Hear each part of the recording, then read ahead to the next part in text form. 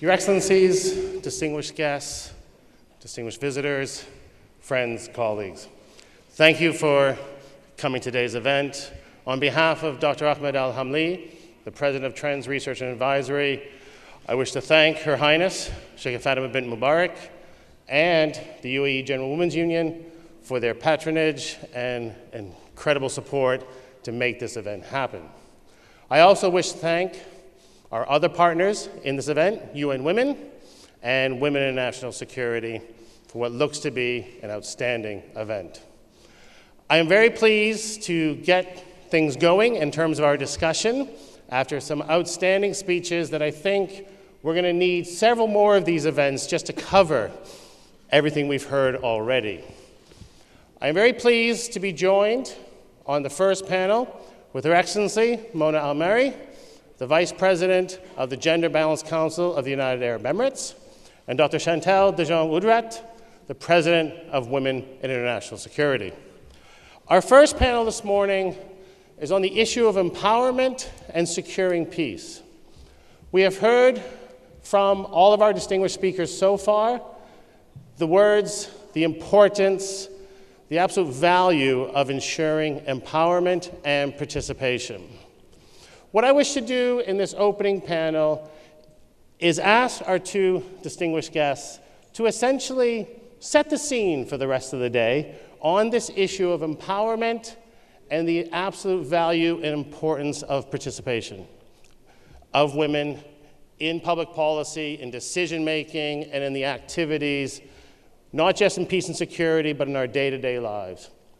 Your Excellency, I'm going to ask you to start first, if that's okay. I would like you to just tell us about the Gender Balance Council, your views and role, and essentially your views on the empowerment and participation, please. Thank you, Richard. بسم الله الرحمن الرحيم. السلام عليكم ورحمة الله وبركاته. في البداية أحب أن أنقل لكم تحيات سمو الشيخة منال بنت محمد بن راشد آل مكتوم رئيسة مجلس الإمارات للتوازن بين الجنسين، وتشريفنا بالمشاركة في هذه الجلسة، وشكرا للأخت نورة السويدي على جهودها وعلى حرصها أن يكون مجلس الإمارات للتوازن بين الجنسين مشاركا في أعمال هذه القمة. Thank you, Richard. First, let's talk about the history, where we know that prosperity and peace has always been a strong link between with the gender balance. Participation of women in all spheres, political, economic, and even social, is critical for their empowerment, which in turn is vital also for sustainable development and peace. And the UAE has set a great example. The concept of women empowerment is part of our culture. It's been set long time ago. The status of women has been flourishing in parallel with the growth, the rapid growth of the country since the formation in 1971. We have great leadership with great vision. The late Sheikh Zayed bin Sultan Al Nahyan, the president of the UAE, and his wife Sheikh Fatima bint Mubarak, the mother of our nation, set a solid foundation for women in the UAE. She still continues to support women in all sectors and at all levels. And this is by itself as a great support for women. The UAE Constitution, and they made sure that the UAE Constitution guarantees equal rights for women and men. Women in the UAE enjoy the same status of legal status, access to education, the right to practice profession, and also claim to titles. Today, and if we go back in 1971 when the country was formed, the federal government went out looking for graduates. There were only 45 graduates in the UAE. So only 5 of them were women. This is a great job. We're talking today about the highest enrollment from high school to university. 95% are female. 70% are our university graduates. We're talking about STEM, 56% of STEM graduates are female. So the growth, even the future, the prospect of future female participating in this important dynamic field is really happening. Today, the UAE women represent 46.6% in the market, in the labor market, 66% being in the public sector, and 30% in decision-making positions. Also, the UAE is ranked first when it comes to, in the MENA region, when it comes to wage equality. And this is very important because this indicator shows how the government of the UAE really contributes and makes sure that even in our laws and systems and regulations, everything is set for both gender, men and women. So, and it's on top of the 10 countries according to the WIIS Gender Gap Report 2016. The UAE also is the first as an Arab country to introduce a mandatory law when it comes to women representation in boardrooms in both government and private sector. We have more than 23,000 businesswomen registered, actually running investment worth of $15 billion. UAE women knows exactly today what they want, and the government supports them. They fully support them.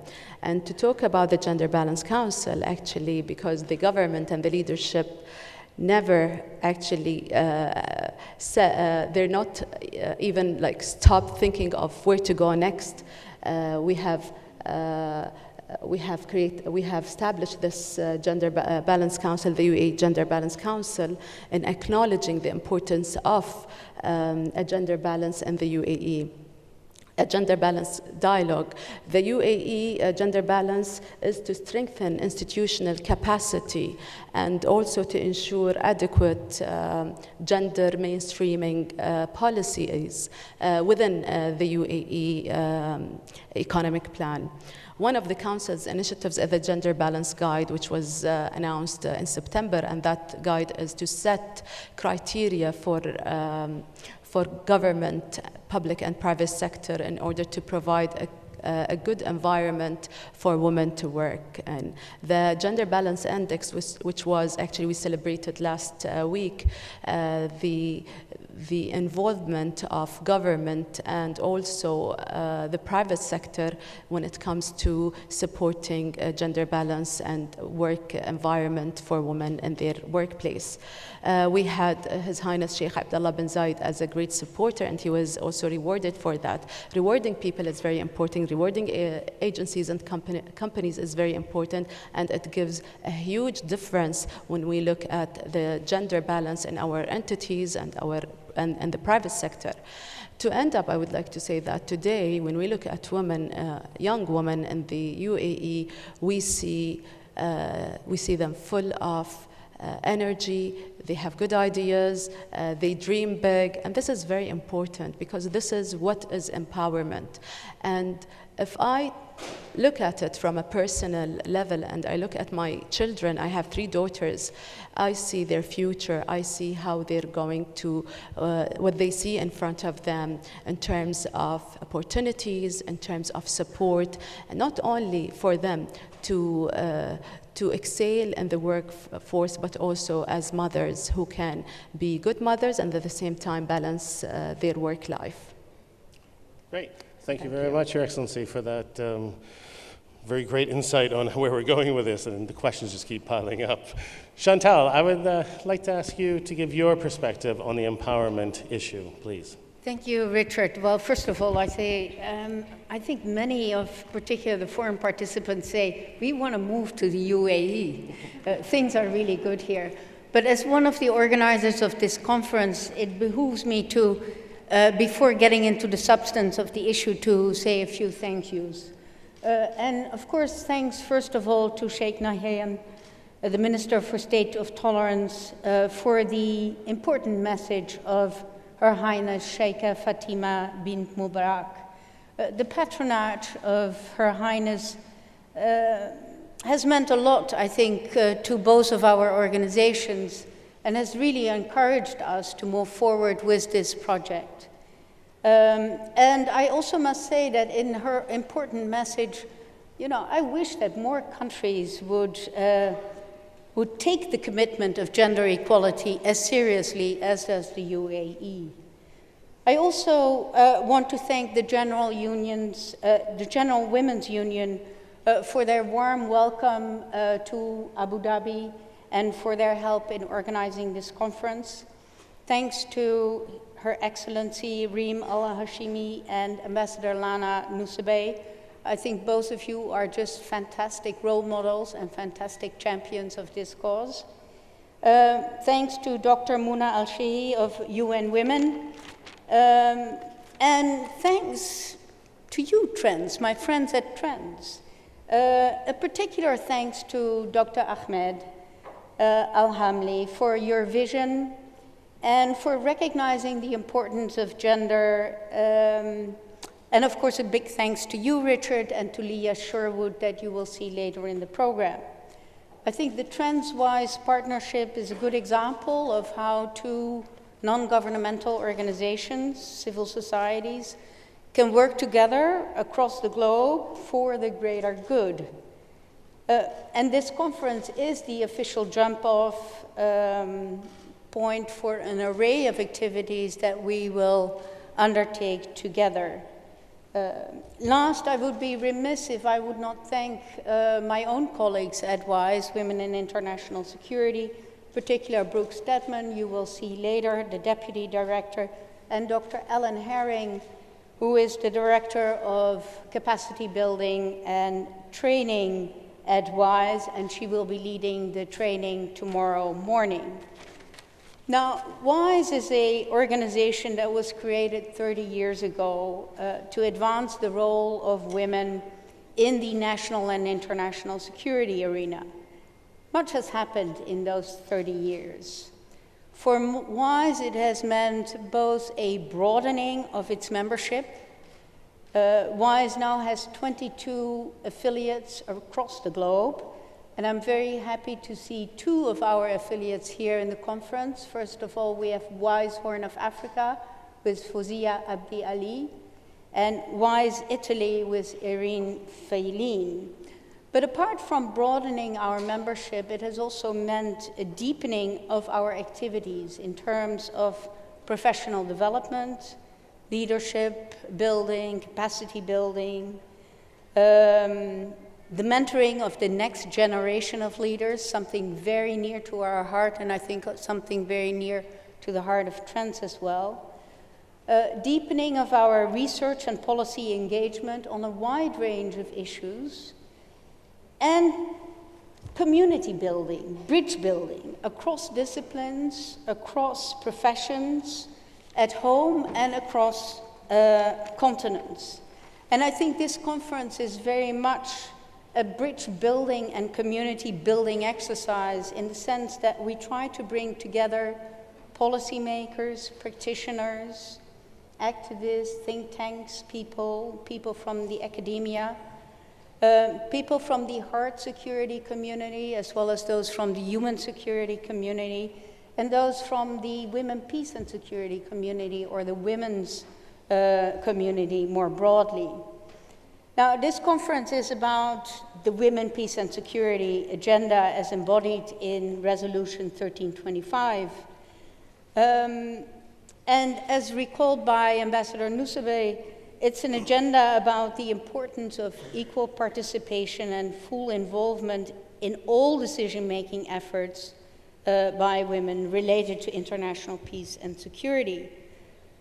Now, the women, peace and security agenda posits that gender balancing and gender mainstreaming, that is, the integration of gender perspectives into the analysis of policy challenges, including security challenges, are critical tools for advancing not only economic development, but also advancing peace and security. Now, 15 years later, in 2015, there was a big celebration and a big review of our efforts to advance this cause. And in 2015, the Council, the Security Council that adopted this resolution, and UN member states underscored that this was really important. But they also recognized that they had fallen far short of the objectives of the resolution. I think many member states recognized that gender perspectives are insufficiently integrated into security policies, and they are too often equated with women. And because it is seen as a women's agenda, for many, it is a marginal agenda, it's not a priority. And for many states around the world, because it is a women's agenda, it is too often seen as an optional add-on. And the reason I think why we entitled this conference "The Gender Dimensions of International Peace and Security" is to really underscore the point that this is about, the Women, Peace and Security agenda is really about gender equality.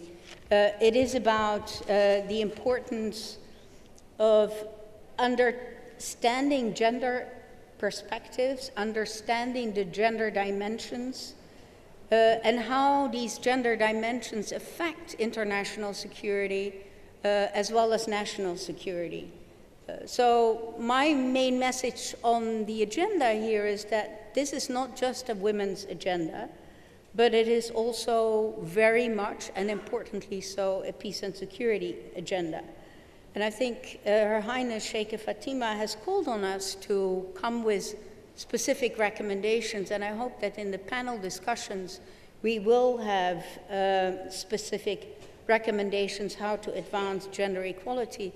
And I believe that the initiative of the Gender Balance Council and the Gender Balance Index is one of those extremely important tools to actually advance the issues, because it sheds a light, it puts numbers on issues that we might say in general, but then sort of forget about the nitty-gritty. And so the work of the Gender Balance Council, and particularly the index, I think is an extremely important tool, and I would hope that more countries would follow in your footsteps. Thanks very much for that, Chantal. I mean, both of you have made a key point, at least from my perspective in this, is this ongoing effort to ensure institutional capacity, looking to the long term, looking to the future, we know where to go next was said, and making sure the commitment is taken seriously. This isn't something we just achieve an objective and we go talk about something else. This is continual. This is participation. Empowerment is very crucial.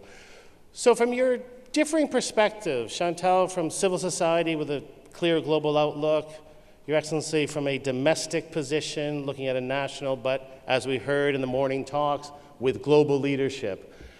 What are your suggestions to our audience and to our later panelists on how we can further global cooperation? Because there's not a one model fits all here. Societies, cultures are very different. But how do we ensure that we can work together and understand each other for furthering empowerment and participation in terms of good practices and ideas? Excellency. The UAE is really well connected with the global community. And the UAE can be a model for the region when it comes to women empowerment. I think partnership is very important. We need to really work on the partnership with international NGOs, organizations. We need to build relationships. We need to go out there and tell our story, our successful story. We have a great story that was built a long time ago in 1971, and it still continues, and it's still strong.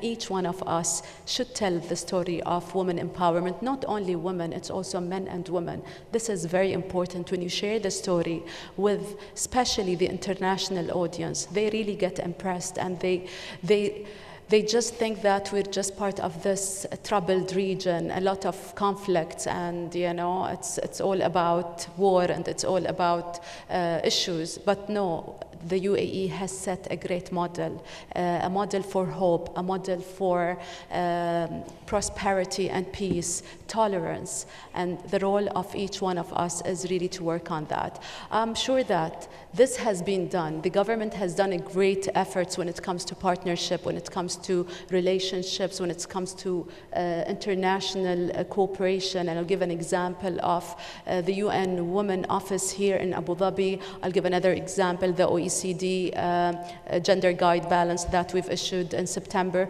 All these initiatives, it's not only to bring the knowledge, but also to share the knowledge of the UAE and to share the story of the UAE. And this is very important, and it is a role of each one of us. Chantal. Yeah, well, I think we can learn a lot from the UAE and how you go about promoting gender equality, and hopefully we can bring some of those lessons from this conference forward and distribute them more widely. But I think you said something about partnership. I think that is indeed key, and it's partnerships among civil society organizations, nationally, internationally, and that's why I'm so happy with this partnership with Trends, because I think we come from very different regions and from very different outlooks, and yet we have a very strong partnership. But it's also partnership with members of the government, entities of government, with the private sector. And it's partnerships, I think it is important for us also when we talk about gender equality, particularly from where I come from, we often talk amongst ourselves. And it's very important, I think, to widen this conversation and to bring everybody in. And, you know, that might require different methods, but that is very important. And then secondly, I would say the next generation is very important. To engage young people on the issues not only of gender equality, but gender equality and international peace and security. Because that's ultimately one of the most important questions that one can think about. And so engaging a young generation of both men and women thinking about these issues is extremely important. And if I could just take you up on that final point, because again, this is an issue you both have addressed, and very clearly, both of you emphasized this. We're talking about the gender dimension. This requires both men and women to be participating, to be empowering. It's not a zero-sum game. Sometimes, too often, I think in society, we see it that way. If we empower one, we disempower the other. What would be your suggestions, your recommendations to the remaining panelists about ensuring that we keep in mind the importance of women? Absolutely, but as we heard from our speakers as well, it is about both men and women. I think that's a hard element to get our heads around sometimes. So can I ask your views on that, on how we better understand the gender dimension requires us looking at all of society? I think Sheikh Nahyan in his speech on behalf of Sheikha Fatima has really clearly set the agenda of this conference and ask the audience to participate and think and come up with a recommendation besides the recommendation that came from Her Highness herself. That's very important. I think what we need to do in the coming or the rest of the day is really to discuss and come up with good examples. One, whether it's benchmarking is very important. We need to discuss the best benchmarking. We need to learn from those lessons. Second, I think we need to also build our own story by ourselves. We need to create our own story, which is the involvement of both international and local audience here. This is very important when you have, you know, it needs to be even focused from different aspects, the culture, the government aspect, the private sector. And the UAE is a great platform to come up with the best model, not only for the region, but also as an international model. Today, we don't talk about just being, leading such concepts in the region. We want to lead such concepts like women empowerment in the whole world. I think also collaborating and partnerships, we need to emphasize on this during the sessions, the remaining sessions. We need to build a proper strategy for women empowerment. Sheikh Fatima has announced the women strategy on the UAE level, but I think we need also to further discuss the representation of UAE women internationally, the collaboration between women institutions around the world with the UAE women institutions. This is how you present yourself internationally and regionally.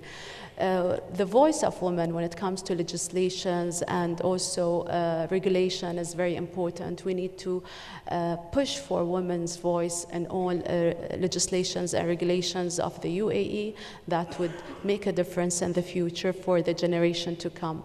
I think these are the main 4 aspects that I look at when I see this summit, the discussions that are taking place in this summit. Thanks. Chantal? My main argument has been that actually on the women, peace and security agenda, we have not been advancing. We have actually been regressing globally. And one of the reasons we have been regressing is that it is seen in many parts of the world as a woman's agenda. And that for many parts in the world is being sort of not a priority. And so one of the things we have proposed is to maybe reframe the women, peace and security agenda into a women, peace and security and gender peace and security agenda. We don't want to get rid of the women, peace and security agenda. We need that because women are most of the time in the minority and in the minority. But we need to make clear that this is an issue that includes everybody, all genders, men and women, all gender people are concerned with peace and security.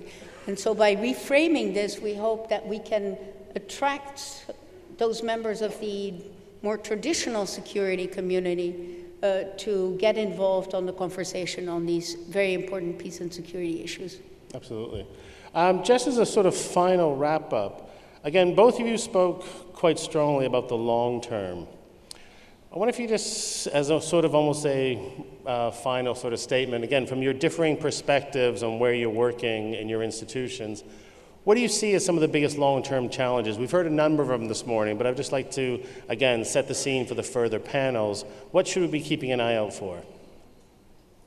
I don't know, like I mentioned, I mean, you know, I'm so lucky that I live in the UAE and they have such a great leadership who believes in whatever we do as women and support us fully when it comes to government and even private sector. We see women really like in all positions, leading positions, middle management, a huge support to the middle management from the government when it comes to leadership programs in order to qualify them to get into the leading positions.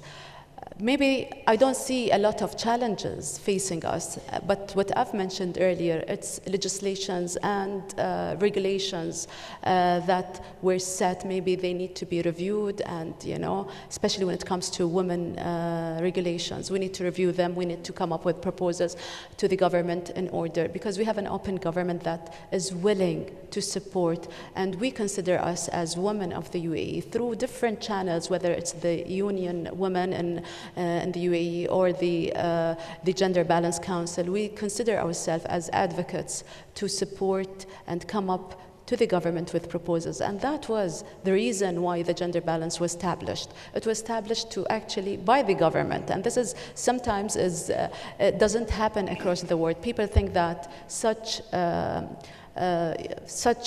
job or work should be done through NGOs, but we have a government that is open and want to make a huge change, especially when it comes to women empowerment. And I think whatever has been done so far in the UAE is something to make us all proud of these achievements. Our government never rests when it comes to achievements. They always set the bars high. They always have high expectations and benchmarks, and they actually give us the direction plus the support in order to come up with ideas, come up with proposals across all levels when it comes to women empowerment. So maybe legislations and regulations key in the UAE to be reviewed and changed in certain areas. That's great. Thank you. Chantal, do you have any further views? Well, the challenge is, I think, change is always difficult, and change is always difficult when you have entrenched interests that have to change, because ultimately, gender is about the distribution of power, and that is hard. So we realize that. What makes me optimistic is the commitment of leaders like Sheikha Fatima, like Lana Nussbaum, and Her Excellency Reem Hashimi, and the next generation of young leaders. We just had in Washington a week with 25 people from around the world talking about security challenges and the gender dimensions of those security challenges. And this was a mixed group. And it's that group, that next generation, that makes me more optimistic. Okay, great. Yes, we'll be looking to the future. Now, unfortunately, I must draw this first panel to a close. Once again, I wish to thank our distinguished guests on the stage with me. Once again, our thanks go out to all our visitors and distinguished speakers, and it looks like it's going to be a very good day. Please join me in thanking our speakers.